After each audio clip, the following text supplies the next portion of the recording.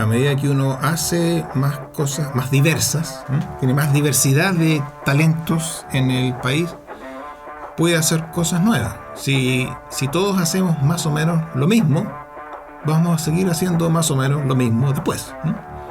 Pero cuando empiezan estos desafíos, que son grandes desafíos, y aparecen talentos distintos, ahora uno empieza a abrirse a más posibilidades. Notables Podcast es un programa de divulgación científico-tecnológica que busca acercar al público general la visión, intereses y experiencias de personas dedicadas a su investigación, enseñanza y divulgación. Encuéntranos como @NotablesPodcast en las diferentes redes sociales. Conduce Claudio Muñoz Herrera.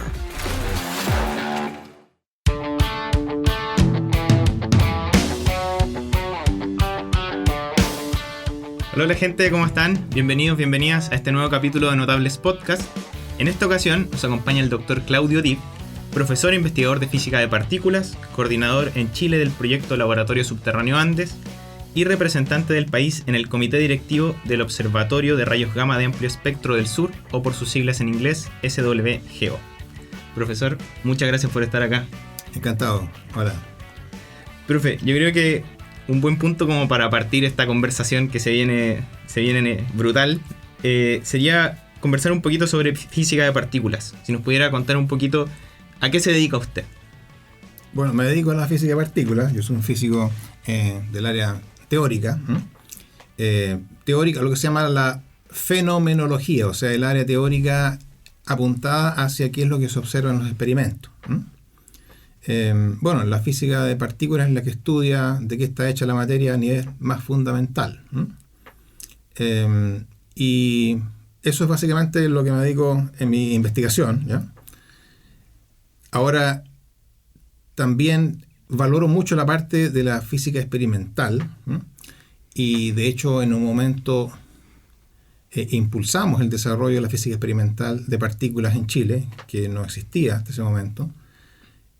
Justamente porque la física experimental es la que busca el vínculo entre el conocimiento puro de la ciencia y la aplicación tecnológica. Claro. O sea, para hacer experimentos no basta saber la idea teórica, sino que además hay que poder hacer un experimento que cada vez son más complicados, cada vez más sofisticados. Hay que tener tecnología nueva, hay que inventar tecnología a veces. Hay que armar equipos que antes no existían. Uno involucra a industria muy especializada, ¿ya? No masiva, sino que muy especializada, y ahí aparecen incluso inventos y cosas así. Entonces, esa parte, el vínculo, digamos, de la sociedad con el conocimiento puro de la ciencia, viene justamente por esa parte, por la experimentación. Yeah. Y como aquí hacíamos física de partículas, había un grupo teórico nomás y no teníamos física experimental. Es una de las ideas que yo quise impulsar junto con otros colegas, y bueno, nos ha resultado, ¿no? Hoy día Chile tiene actividades de física experimental en física de partículas, y esos dos proyectos que usted mencionaba ahí son justamente parte de eso también. Genial, porque cuando usted dice analizar o entender de qué está hecha la materia a su nivel más fundamental, nosotros podemos decir, ya, esta mesa está hecha de madera, pero no nos quedamos con esa respuesta y empezamos a ir cada vez más adentro, y está también ligado a la historia. No pudimos saber que existían átomos hasta tener el suficiente conocimiento científico para ver o para probar que habían átomos. Y después nos fuimos dando cuenta, pero los átomos no es lo fundamental, también está compuesto por otras partes. Y después la física de partículas entra incluso dentro de estas partes que son el átomo, su núcleo, los protones, todo ese juego, ¿cierto? Claro. Bueno, uno siempre va buscando, por así decir, la unicidad, lo que sea lo más simple a partir de y más elemental, lo más pequeño, a partir de lo cual se construye todo lo demás. Bueno, esto no es exactamente así en todos los campos del conocimiento, pero en la física sí, en gran parte. También hay fenómenos que se llaman fenómenos emergentes, o sea, que ocurren solamente cuando uno, por ejemplo, ya tiene algo grande. Supongamos el fenómeno físico de la temperatura, por ejemplo, es algo que ocurre solamente cuando uno tiene una gran cantidad de partículas, porque es una especie como de promedio de energía entre ellas. Si uno tiene una o dos partículas, el concepto de temperatura no tiene mucho sentido. Pero en física de partículas uno quiere buscar de qué está hecha la materia a nivel más fundamental. Entonces hay que empezar a buscar, tal como decía, el átomo. Uno encuentra que hay un electrón que está en el átomo, que es más chiquitito que el átomo, y después entonces hay un núcleo en el medio, y el núcleo está hecho de protones y neutrones, y los protones y neutrones se descubre que están hechos de otras partículas, que son los quarks. Y ahí la figura en este momento empieza a toparnos fondo. O sea, no hemos visto que los quarks o que los electrones estén hechos de otra cosa. Entonces, a esas cosas las llamamos partículas elementales. Pero no estamos seguros. Y la otra parte importante es las interacciones. ¿Qué interacciones tienen estas partículas? ¿Cómo es que se forman y se juntan, etcétera? Y ahí hay algo en realidad bien interesante. Las interacciones que conocemos hasta el momento, las fundamentales, son solamente 4. Una es la fuerza de gravedad, ¿ya? Que es la que siente toda la materia por atracción, ¿ya? De masas. Y las otras 3 interacciones son a nivel ya de materia como la que conocemos pequeña, digamos, la interacción electromagnética, y las otras 2 son de tipo nuclear, que se llaman fuerte y débil. La interacción fuerte es la que mantiene el núcleo unido, y la interacción débil, que es una bien curiosa, es una interacción, claro, es más débil, pero genera transformaciones de un tipo de partícula en otro. Ya. Es como la piedra filosofal, la que hace que las cosas cambien de tipo de materia, ¿no? Que transmuten. Y que transmuten. Claro, y esa interacción tan curiosa hace que las cosas que son conservadas, que son siempre conservadas, son muy pocas. Hay una cosa que se llama la carga eléctrica. Hasta el momento se ve que es conservada, no desaparece. Solamente pasa de una partícula a otra, etcétera, pero nunca desaparece la carga eléctrica. Ahí cuando hablamos de conservada es que no se crea ni se destruye, sino que pasa de una a otra. Claro. Sí, que tiene que fluir continuamente por el espacio de un lado a otro. No es que desaparezca aquí y aparezca acá. No. Ya. Tiene que fluir continuamente. Y hay otras 2 o 3 cantidades más que se llaman el número bariónico y el número leptónico. Y no mucho más que eso. Ninguna otra cosa más se conserva. Los protones no son cantidades conservadas tampoco, ¿ya? Solamente su número bariónico. Y eso también puede a uno hacerlo pensar en cosas más filosóficas. O sea, al final, si tan poca cosa es lo que se conserva, ¿qué es lo que somos nosotros, ¿no? ¿Ya? Pero en fin, son preguntas que uno puede especular, ¿ya? Pero a lo que sabemos hoy día, tenemos esas interacciones, son 4, y un grupo de partículas que todavía pensamos que son elementales, y hay que seguir experimentando para ver si tenemos la figura correcta o no. Claro.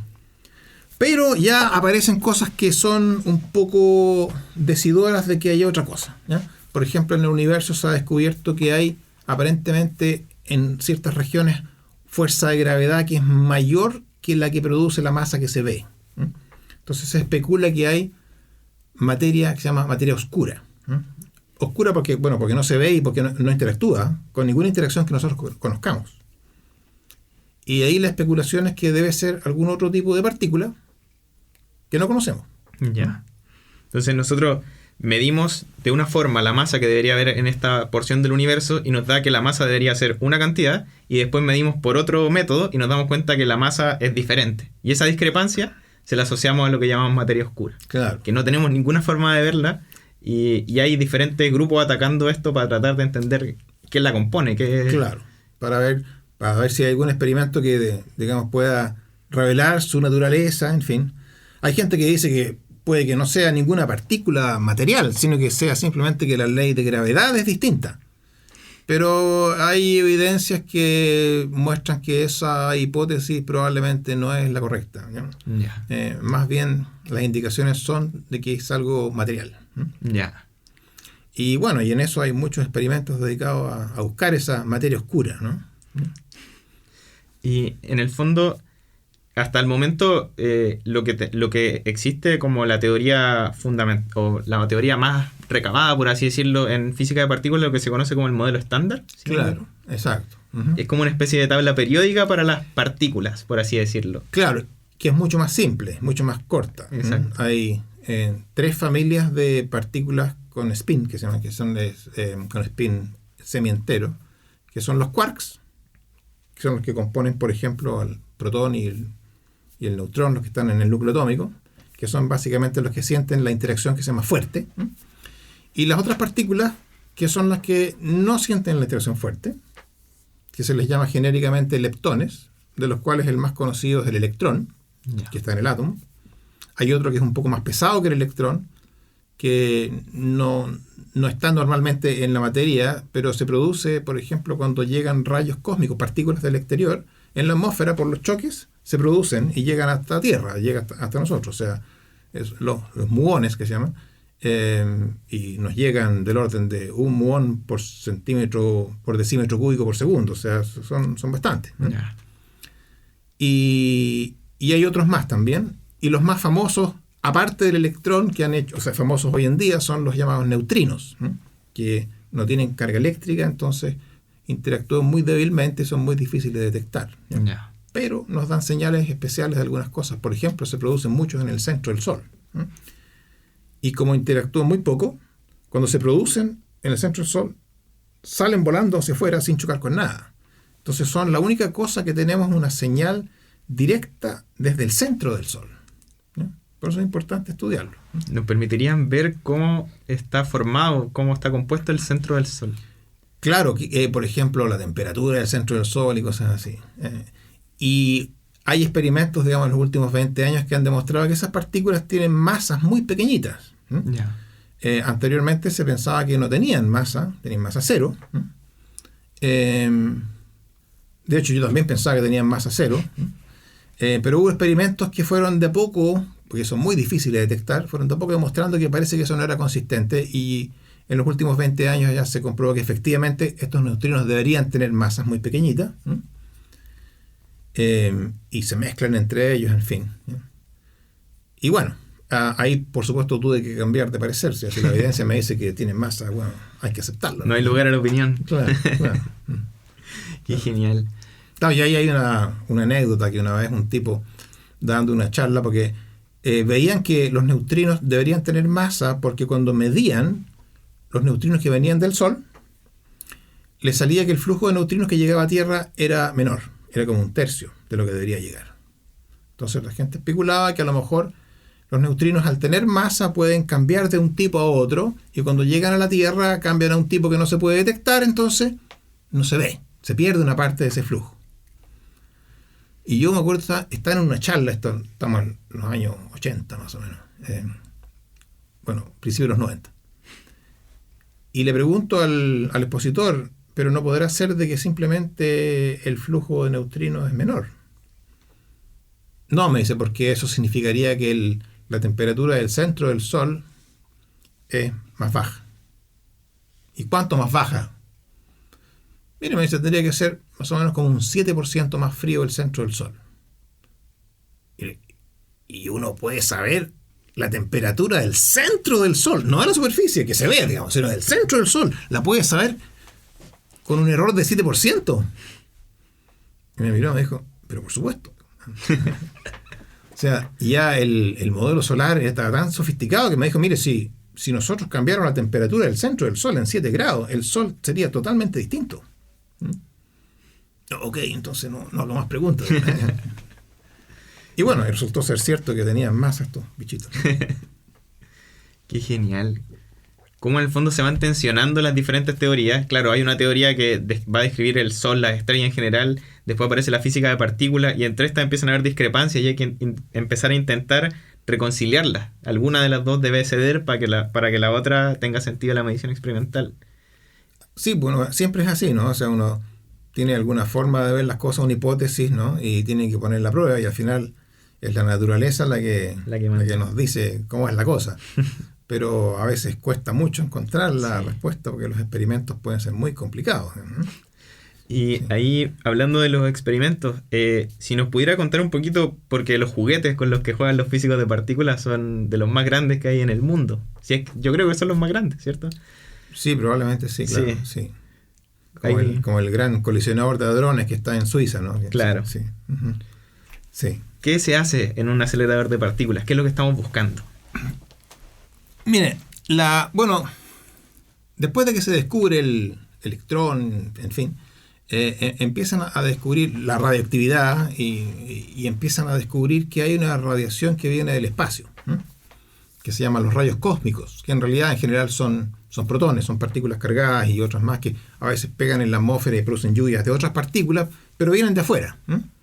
Entonces se hicieron muchos experimentos con rayos cósmicos hasta los años 50, pero ahí el problema es que uno tiene que poner un detector y esperar que lleguen estas partículas, y llegan de cualquier lado. Entonces apareció la idea de producir uno mismo las partículas en un laboratorio, acelerando las partículas, haciéndolas chocar, para que imiten los mismos choques de los rayos cósmicos con los átomos de la atmósfera, pero ahora en un punto bien localizado. Y uno pone un detector justo ahí. Y ahora uno puede además aumentar el flujo, de modo que haya más choques. Entonces puede empezar a encontrar cosas que son menos frecuentes, las empieza a descubrir ahí. Y ahí aparece la idea de fabricar aceleradores de partículas. Y bueno, y cada vez fabricando aceleradores de partículas de mayor y mayor energía para que choquen, y uno puede estudiar la formación de partículas más y más pesadas, o estudiar las cosas a tamaño más y más pequeño. Y pasamos de los años 50 a aceleradores que cabían, no sé, en una habitación, como un dormitorio, digamos, a unos más grandes que cabían adentro de un gimnasio, a otros que simplemente ya hoy en día, como el gran colisionador de hadrones que está en el CERN, es un anillo de 27 kilómetros de perímetro. O sea, está debajo de la ciudad, o sea, pasa por afuera de la ciudad. De hecho, está en la frontera de Francia con Suiza. De modo que los protones que dan vuelta por ahí pasan de Suiza a Francia y viceversa, digamos, varias miles de veces por segundo, y chocan en unos puntos determinados donde hay detectores. 27 kilómetros no es solamente un túnel, sino de un montón de quemamiento electrónico, en fin, ¿no? Claro. Y ahí, en el fondo, en ese choque, pasan cosas bastante poco intuitivas para quienes estudiamos física clásica, por así decirlo, porque es como si chocaran dos autos y de repente sale una bicicleta y después salen perros y después sale la chatarra que uno se esperaría. Las partículas decaen unas en otras, eso es lo que están tratando de estudiar. Bueno, claro, lo que ocurre es que, a pesar de que uno dice esto debe ser muy difícil, en realidad el mundo a nivel tan pequeño, subatómico, es más simple. Es más simple que una bicicleta, por ejemplo. Choca un protón con otro protón y la cantidad de cosas que pueden salir de ahí no son muchas. Salen gran cantidades, pero no son muchas en variedad. Y las cosas que más salen, por supuesto, ya son bien conocidas, pero uno busca que se formen por la interacción, por el choque, la energía que tiene el choque, que forme partículas, por esta relación que tiene Einstein de que la masa es una forma de energía. Uno puede, con la energía de la colisión, que es energía cinética de movimiento, se formen partículas, o sea, masa, partículas que normalmente no están en el mundo que observamos. Esas partículas normalmente, o sea, siempre son extremadamente inestables, o sea, se forman por un tiempo muy pequeñito y se desintegran en las partículas normales que conocemos. Entonces, viendo en ese choque las partículas normales que conocemos, pero viendo de dónde vienen, podemos reconstruir si se formó o no una de estas nuevas partículas. Y una de ellas, que era para la que se construyó en parte, digamos, este gran colisionador en Suiza, es el que se llama el bosón de Higgs, que dentro de la teoría es algo que casi todos estaban convencidos, yo también, que tenía que existir, porque era la forma de que la teoría pudiera explicar por qué el electrón y los quarks tenían masa. Si no existiera este bosón de Higgs, habría que cambiar la teoría para explicar eso. Entonces todo el mundo pensaba que hay que construir una máquina para descubrir esto, porque allá vamos a estar en el camino correcto del modelo estándar. Y bueno, y eso ocurrió. Efectivamente descubrieron esta partícula, que era muy difícil producirla, ¿ya? Porque las interacciones son muy débiles, se producen en choques muy especiales, muy poco frecuentes, entonces por eso había que hacer un experimento tan complicado, pero las encontraron. Empezaron a acumular datos y ya el año 2012 se dieron cuenta que estaba ahí, y el resto del tiempo lo que se ha hecho es medir las propiedades para ver si calza efectivamente con lo que es un bosón de Higgs, y parece que así es. Ya. Qué genial. Porque a este nivel, cuando hablamos del CERN, del LHC, estamos hablando de un nivel de colaboración internacional gigante. Sí. Y ahora, gracias a personas como usted, Chile también puede entrar ahí a jugar un poco en estos colisionadores de hadrones, a hacer ciencia, a aportar al conocimiento. Claro, de hecho, estas máquinas son sumamente caras, ¿no? Miles de millones de dólares. Y desde el tiempo de los aceleradores, que en general son máquinas caras, países como Chile han tenido dificultades en hacer experimentos de ese tipo porque son máquinas muy caras, ¿ya? Entonces la plata en el país no se usa para ese tipo de experimentos, se usa para otras cosas, que son de necesidades más básicas. Entonces países como Chile no participaban de esos experimentos. Afortunadamente y curiosamente, los experimentos se vuelven más caros y más caros y más caros, hasta tal punto que ya ningún país por sí solo puede hacer los experimentos. Y ahí los países más pequeños tienen una ventaja, porque pueden entrar a formar parte de una colaboración más grande. Bueno, los países más grandes, por supuesto, hacen más cosas y los más pequeños hacen menos cosas, pero hacen algo, claro. No se quedan fuera. Y esa fue la oportunidad que aprovechamos y partimos cuando ya la máquina y todo estaba construido. Así que lo único que había que hacer era, análisis de datos y cosas así, monitoreo del sistema, en fin. Pero estas máquinas se van dañando con el uso, con el tiempo, y la tecnología es más antigua, entonces la gente va pensando que hay que renovarlas y renovarlas con nuevos diseños, construir nuevas componentes, y ahí tuvimos la oportunidad justamente de entrar a construir algunas de las nuevas componentes del experimento Atlas en particular, que hoy día están instalados en el CERN, son fabricadas en Chile. Claro, es una parte de todo el detector, sí, está bien, pero es algo que antes en Chile nunca habríamos podido hacer y vimos que podíamos hacerlo. Eso es notable, ¿no? Porque, sí. Mire, demuestra que al final los seres humanos en todas partes tenemos capacidades más o menos parecidas, solamente que hay que usarlas. Exacto. Y hay que entrenarse, hay que aprender, en fin, pero se puede hacer, ¿no? Sí, y como también conversábamos el otro día, a medida que vamos formando más capacidades en las personas, a medida que las personas saben más, tienen también la capacidad de hacer más. A medida que nos vamos acercando a las preguntas, tenemos capacidad de hacer cada vez mejores preguntas. Vamos enfrentando un problema y podemos a la vez sacar soluciones para muchas otras interrogantes que tenemos. Y formar gente en centros de investigación tan avanzados como esto, al final aporta a toda la sociedad. Nos ayuda a avanzar como país. Es súper impactante eso. Claro, efectivamente. A medida que uno hace más cosas, más diversas, tiene más diversidad de talentos en el país, puede hacer cosas nuevas. Si todos hacemos más o menos lo mismo, vamos a seguir haciendo más o menos lo mismo después. Pero cuando empiezan estos desafíos, que son grandes desafíos, y aparecen talentos distintos, ahora uno empieza a abrirse a más posibilidades.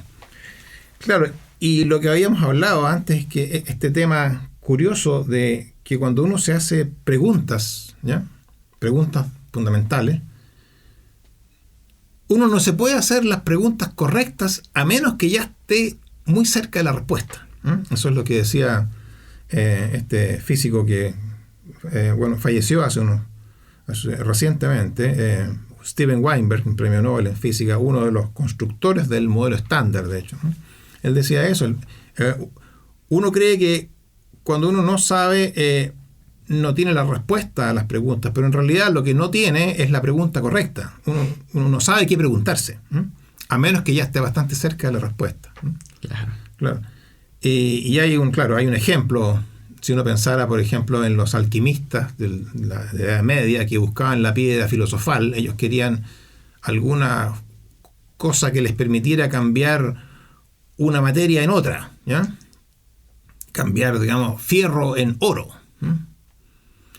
un alquimista de ese tiempo no podía hacerse la pregunta correcta. La pregunta correcta es cómo le cambio el núcleo atómico a un núcleo de fierro para que se convierta en un núcleo de oro. O cómo le cambio la cantidad de protones. No podía hacerse esa pregunta. Esa es la pregunta correcta, pero no puede hacérsela si ni siquiera sabe lo que son los protones y neutrones. Pues, ¿ya? Ese es el tema, ¿no? Claro. Entonces uno tiene que estar más o menos cerca de la respuesta para poder hacerse la pregunta correcta. Podemos tener el objetivo muy claro, pero si es que no tenemos el puente para caminar, no vale de nada. No vamos a llegar ahí, claro. Exacto. Vamos a llegar a otro lado. Claro. Qué genial. Claro. Bueno, y en eso también es muy importante este trabajo de la teoría y la experimentación, ¿no? Porque si uno hace pura teoría, se empieza a ir para cualquier lado, ¿ya? Sin tener la experimentación que le vaya diciendo por dónde van las siguientes preguntas. Y al revés, si uno solamente tiene experimentación y no tiene teoría, no sabe qué puede experimentar, digamos, qué cosa va a explorar, digamos, tiene que tener una pregunta ya hecha, ¿no? Para poder explorar eso. Entonces, estas dos áreas siempre se van uniendo, o sea, van avanzando en conjunto. Por eso era muy importante para Chile tener las dos áreas, para que pudiéramos ir creciendo, digamos. Además del hecho que si uno habla de teoría, por ejemplo, lo que estábamos hablando recién, pura teoría de partículas, la verdad es que los que entienden esta cuestión son grupos muy pequeños, ¿ya? Y todos los demás quedamos fuera, ¿ya?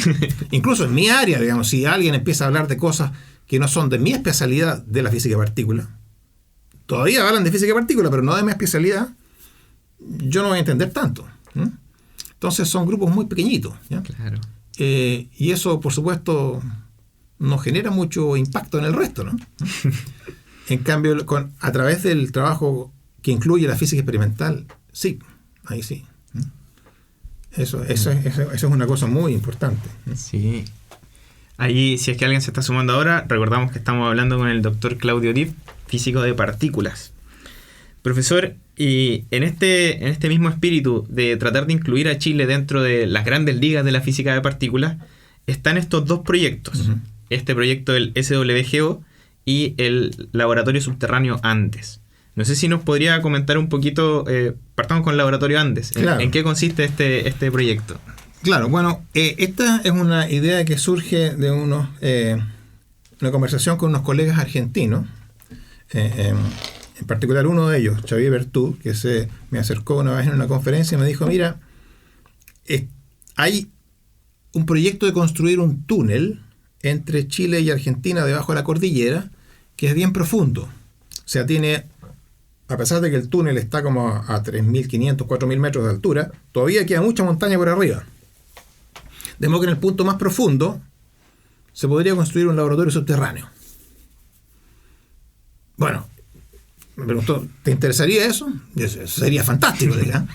Sería fantástico por varias cosas. Uno, porque bueno, hay experimentos nuevos que se están planeando y no hay en el mundo suficiente espacio en los laboratorios subterráneos existentes. Primero. Segundo, todos los laboratorios subterráneos que existen están en el hemisferio norte, no hay en el hemisferio sur. Este sería el primero. Tercero, muchas de las cosas que se observan en experimentos subterráneos tienen que ver con cosas que están en el cosmos. Y el hemisferio sur de la Tierra es el lugar donde mejor se ve el centro de nuestra galaxia. Entonces hay cosas que son también tan ligadas al hecho de que es bueno que estén en el sur también, ¿ya? El tema de la materia oscura que vimos, sería importante tener experimentos en el norte y en el sur, porque si uno piensa que lo que va a haber es materia oscura como partículas que atraviesan la Tierra, generan un viento de materia oscura, ¿no? Como estamos expuestos a un viento, uno puede ver, o podría ver, es un experimento que dice que vio, pero en realidad no está muy claro, que si la Tierra da vuelta alrededor del Sol cada año, uno puede imaginar que el viento de materia oscura a veces le da a favor y a veces le da en contra. O sea, a veces más intenso y a veces menos intenso y va cambiando una vez al año. Y uno debería ver ese ciclo en el laboratorio, ¿ya?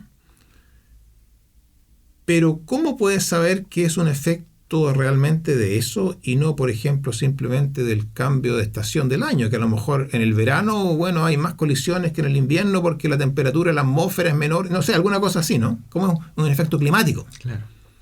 Bueno, si uno tiene un experimento en el norte y uno en el sur, donde el verano en uno es el invierno en otro, si tiene los efectos opuestos, significa que tiene que ver con el clima. Ya. Pero si ve el mismo efecto en ambos, no es el clima. No es el clima. Debería ser este viento de materia oscura. Entonces, en fin, hay varias cosas interesantes de los laboratorios subterráneos que básicamente lo que hacen es esconderse bajo tierra, porque así uno queda blindado del flujo más importante de rayos cósmicos, que son cosas ya conocidas. Uno quiere ver ahora cosas que son menos conocidas, son señales más pequeñitas, ¿ya? Entonces, esos rayos cósmicos producen un ruido que uno quiere eliminar. Entonces, por eso uno se va bajo tierra. Y lo filtramos con la montaña. Y la montaña los filtra, ¿ya? Igual llegan algunos, pero llegan mucho menos. Entonces, por ejemplo, de lo que decían los muones, que llegan 1 cada segundo por decímetro cuadrado, si uno se va abajo de la montaña, en el laboratorio este que queremos hacer, Laboratorio Andes, en esa misma área llega 1 por mes. Yeah. O sea, de 1 por segundo a 1 por mes. Entonces, claro, la limpieza del ambiente para hacer experimentos es enorme, ¿no? Y bueno, el problema con ese... la gracia, antes de ver el problema, la gracia de ese tipo de laboratorio, de estar acá, es que nos permitiría tener un centro de investigación internacional que atrae a investigadores de todo el mundo a hacer los experimentos acá con participación directa nuestra. Entonces, por supuesto, ir al CERN también es bueno, pero si uno tiene una infraestructura de investigación acá, la cantidad de personas que puede incluir es mucho mayor, ¿no? Estamos jugando de local. Y, claro, y es más barato además. Entonces, claro, y uno puede tener además una postura, digamos, de decidir cosas mucho más fuerte que estando afuera. Exacto. Así que fue una idea muy buena. Además del hecho de hacerlo junto con los argentinos y brasileños, etcétera, o sea, genera una comunidad latinoamericana mucho más fuerte, ¿eh? Genera vínculos con los países vecinos, o sea, sería muy bueno. Lamentablemente el túnel todavía no se hace. Y mientras no se haga el túnel, no podemos poner un laboratorio, ¿eh? Pero ya tenemos incluso los diseños, digamos, de ingeniería del laboratorio. En fin. El otro proyecto que usted mencionaba, el SWGO, es un observatorio astronómico, es un observatorio o astrofísico de rayos gamma de muy alta energía. O sea, en vez de mirar luz visible o en fin, o señales de radio, por ejemplo, como ve ALMA, este aparato lo que vería serían rayos gamma. O sea, son fotones o partículas de luz de la más alta energía que se conoce. Y esta proviene de fenómenos en el cosmos que son los más violentos que existen. Qué sé yo, colapsos de explosiones de supernova, choques de galaxias, en fin, centros activos de galaxias, incluso choques de posible materia oscura podrían producir esto. Entonces es algo que está explorando, sí, es muy interesante de hacer. Y esta es una colaboración experimental que está buscando un sitio en Sudamérica. Y la razón de que tiene que ser Sudamérica es que por la técnica experimental tiene que instalarse el observatorio a gran altura, en la superficie de la Tierra, pero a gran altura. 4.500 metros de altura sobre el nivel del mar o más. Yeah. Y altiplanos de esa forma no hay muchos, excepto en Sudamérica. Entonces en este momento se está estudiando en 4 países, que son Argentina, Chile, Perú y Bolivia. Y ahí estamos. Y yo estoy, representando a Chile en el grupo del, ¿cómo se llama? En lo que se llama el comité directivo. Y estamos en el proceso de definir el sitio donde se construiría el observatorio. O sea, por supuesto, yo, claro, como chileno me gustaría que estuviera en Chile, pero en general, digamos, aunque estuviera en otro de nuestros países vecinos, igual va a ser muy importante para la ciencia latinoamericana. Así que con eso estoy muy entusiasmado y me ocupa una tremenda cantidad de tiempo. Sí. Claro, sería genial tener centros de ese nivel de investigación, de observación aquí en Chile. Y es genial ver, el otro día también lo conversamos, ver que usted, por ejemplo, se fue a hacer su doctorado a Stanford en física y después decidió volver. viendo que a lo mejor podía haberse quedado allá y tener una carrera científica muy productiva, porque hay mucha gente con la que colaborar, hay muchos centros de alto nivel, pero usted decide volver y hoy en día está trabajando por aumentar la cantidad de centros, aumentar las plazas disponibles, en el fondo, motivar a más gente a que participe de esta instancia, de la astronomía, de la física. Y eso es genial. No sé cómo lo ve usted, qué espera de que estos esfuerzos que está haciendo hoy día, qué frutos espera a 50 años, a 100 años para Chile. Bueno, no sé a tanto plazo, ¿no? Pero claro, yo tuve la posibilidad de quedarme en Estados Unidos, o a lo mejor, no sé, después ir a Europa. Claro, la decisión de volver a Chile tenía que ver con eso que usted dice, de si me quedara fuera, probablemente mi carrera científico personal, digamos, sería más productiva. Tendría más colegas con los cuales interactuar, colaborar, en fin. En Chile estaba un poco más aislado, más solo.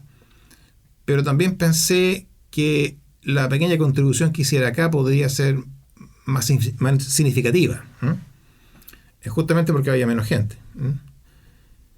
Y bueno, yo creo que eso en cierta manera está dando frutos, por el hecho de haber podido armar este grupo de física experimental de partículas que están trabajando no solamente en el laboratorio del CERN, también en Estados Unidos, en Jefferson Lab, en fin, hemos construido también componentes que están en otros experimentos también en Estados Unidos.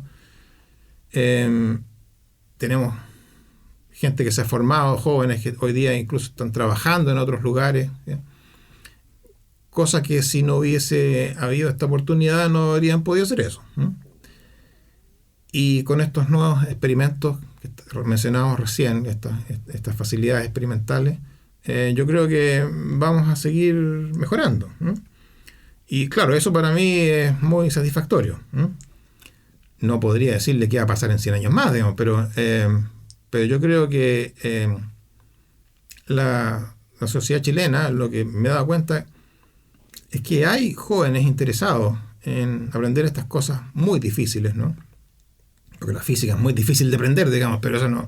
O sea, hay gente que dice, no, eso me cuesta mucho, muy difícil. No, para todos es difícil, para mí también es difícil, ¿ya? Es simplemente el interés, ¿no? Si uno tiene más interés, se dedica más, ¿no? Y hemos realmente encontrado personas brillantes, jóvenes, ¿no? Que les ha ido muy bien. Así que yo esperaría que estas áreas sigan creciendo y sigan creciendo en diversidad, digamos, talentos distintos que antes no teníamos, vamos a tener acá.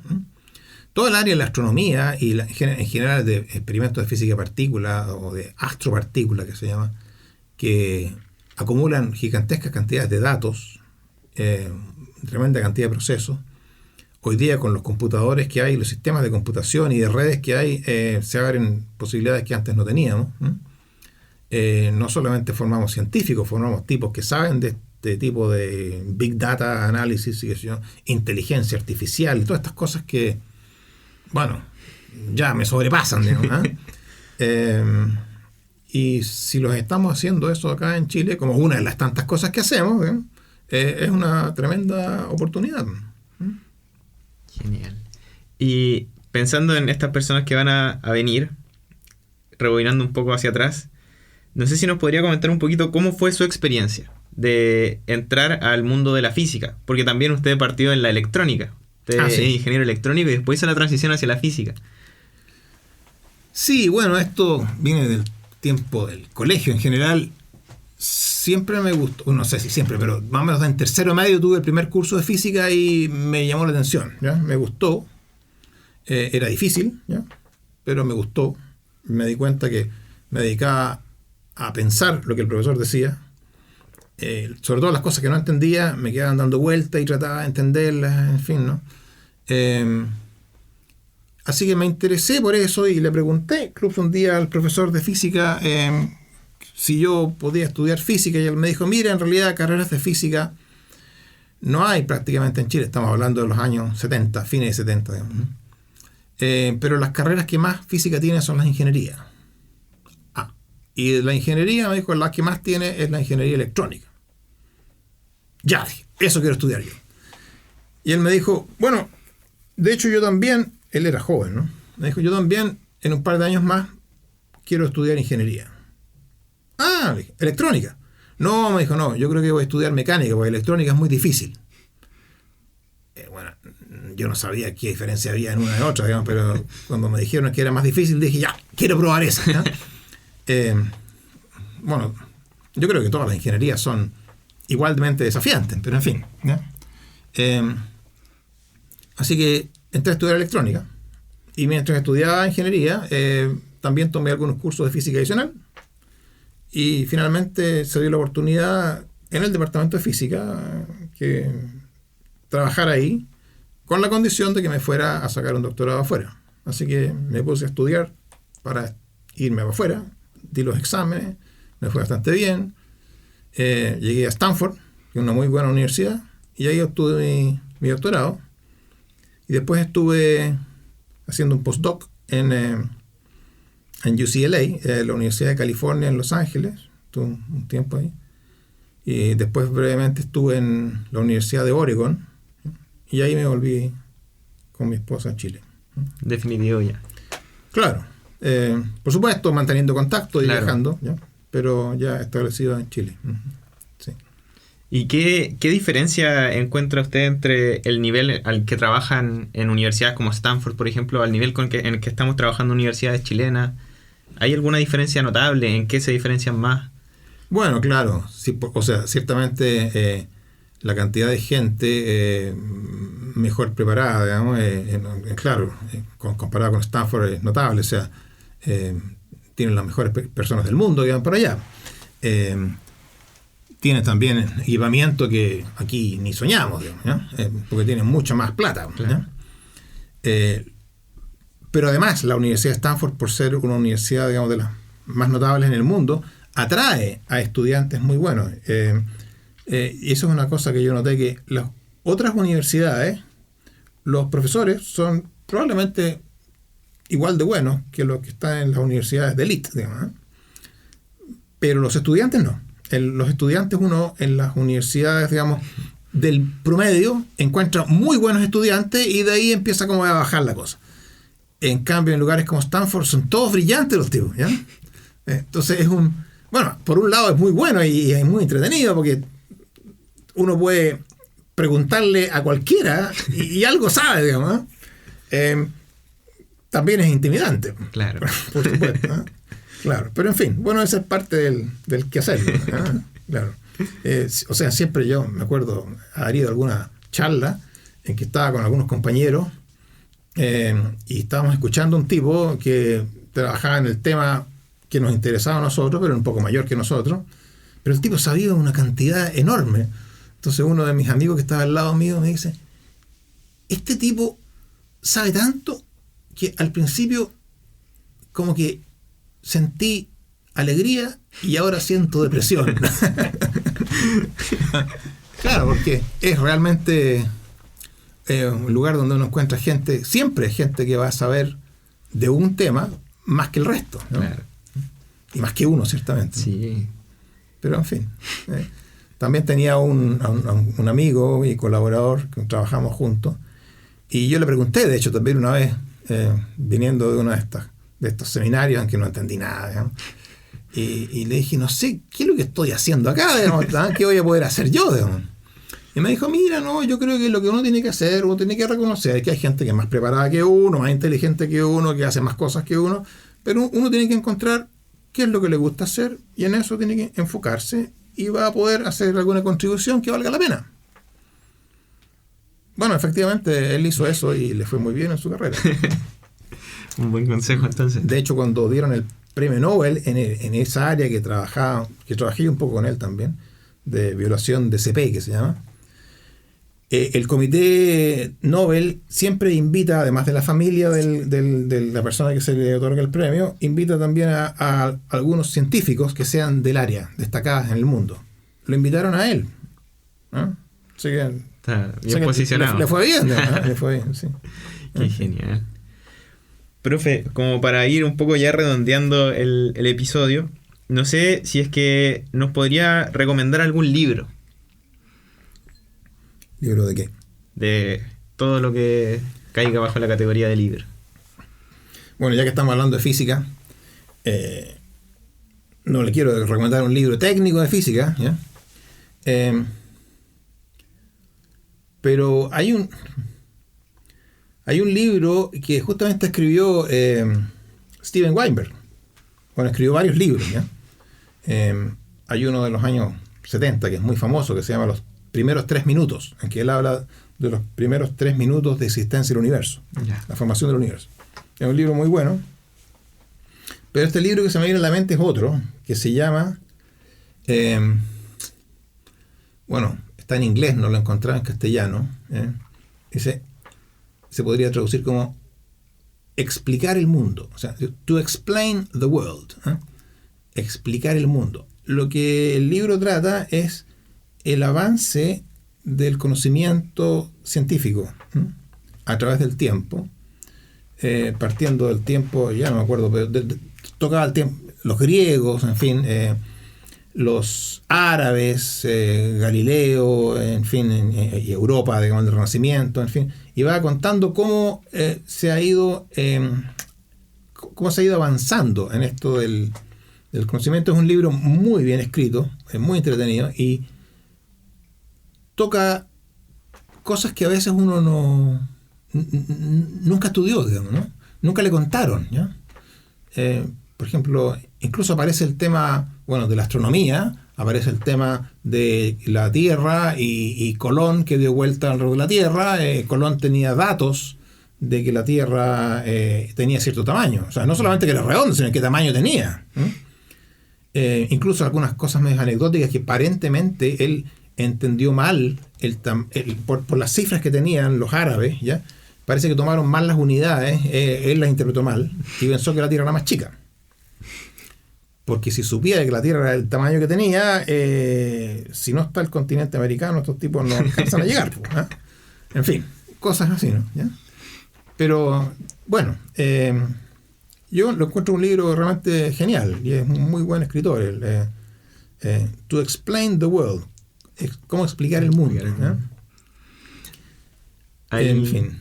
Ahí, como estuvimos conversando el otro día también cuando me mostró el libro, muchas veces esa especie como de metadatos, la historia de quienes hicieron ciencia, quienes trabajaron en la ciencia, o sea, le entrega otro sabor a aprender las cosas, porque uno puede aprenderse la teoría de memoria, pero entender que hay gente que trabajó detrás y que hay gente que estuvo atrapada en un problema por años y que no pudo hacerlo avanzar, en el fondo a uno también le quita un poco el peso de los hombros. Uno se da cuenta, oye, somos todos humanos y estamos haciendo avanzar esto de a poquito.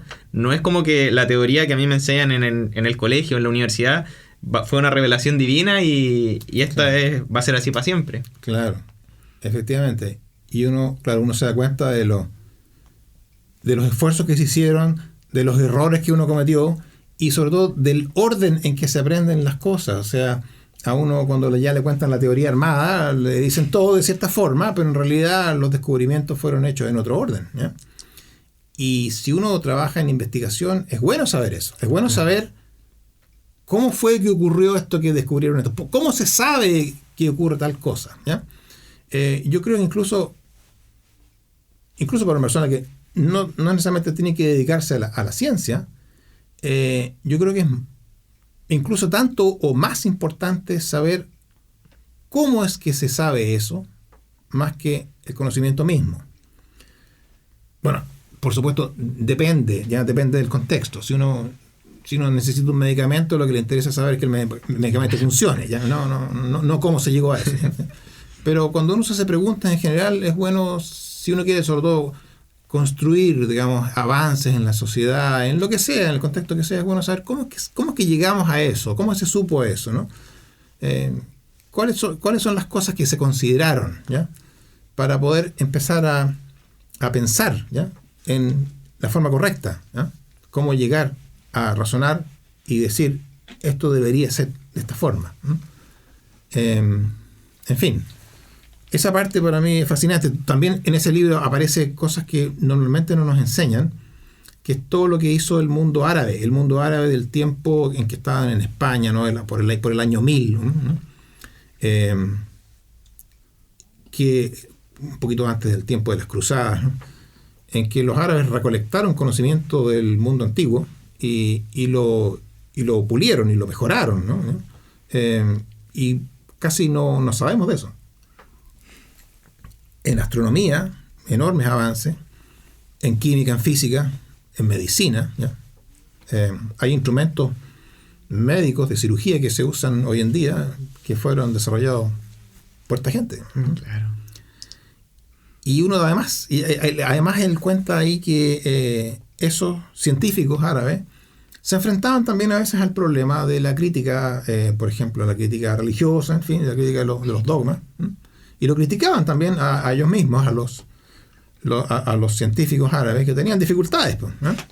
Así como Galileo también se metió en problemas con la iglesia. Bueno, en el mundo árabe también habían tipos que se metían en problemas con las religiones de ese momento, ¿no?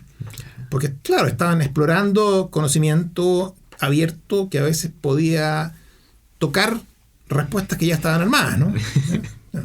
Sí. Claro, y no en todas las disciplinas es tan validada la crítica, esa tensión. Claro. Incluso, por ejemplo, hay a uno que le decían, pero ¿por qué le pones el nombre de las estrellas? ¿Por qué las pones en griego, por ejemplo? ¿Por qué no las pones en árabe? Y él decía, bueno, o sea, no sé, pues los griegos lo descubrieron antes y los griegos son como nosotros, también comen pan, en fin, son personas, ¿no? Entonces, yo no estoy haciendo astronomía árabe, yo estoy haciendo astronomía nada más. Como una ciencia universal, ¿no? Claro. Genial. Uno se va dando cuenta, claro, este es un esfuerzo colectivo y uno lo que puede aspirar es a tratar de aportar su granito de arena y esperar que venga gente que continúe. Así es. Sí. Genial. Profe, antes de cerrar, quisiera saber si es que nos puede dejar con algún consejo, de lo que sea, de nuevo, todo lo que caiga bajo la definición de consejo. No sé si podría dejarles algún consejo. A lo mejor los dejo en una tremenda confusión, ¿no?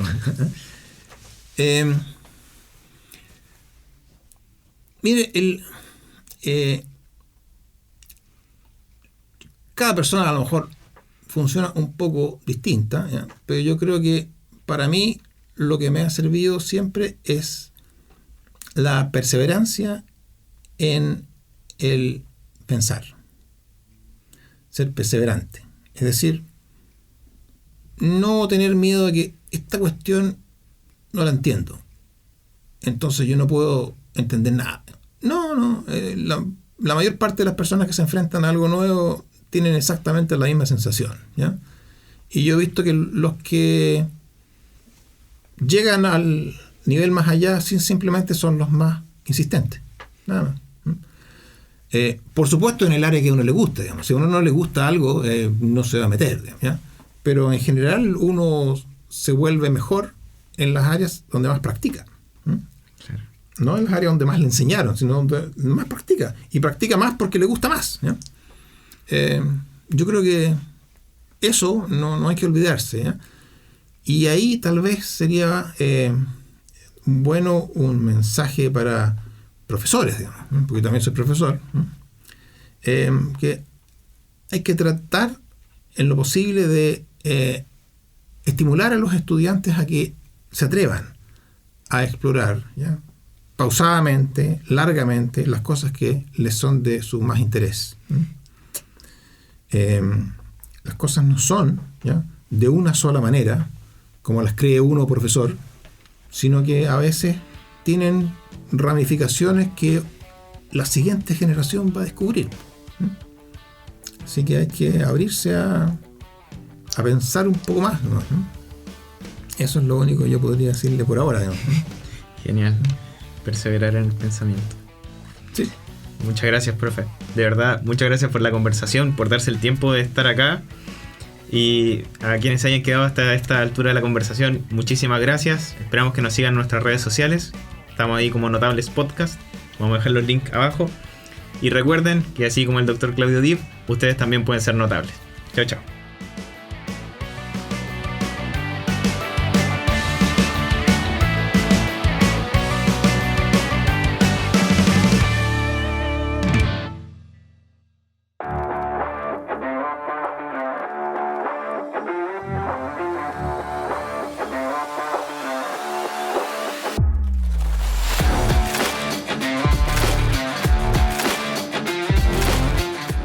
Hables Podcast es un programa realizado con el apoyo de la radio de la Universidad Técnica Federico Santa María, en conjunto con su Dirección General de Vinculación con el Medio, en el marco de su programa de Responsabilidad Social Universitaria FSM 1995.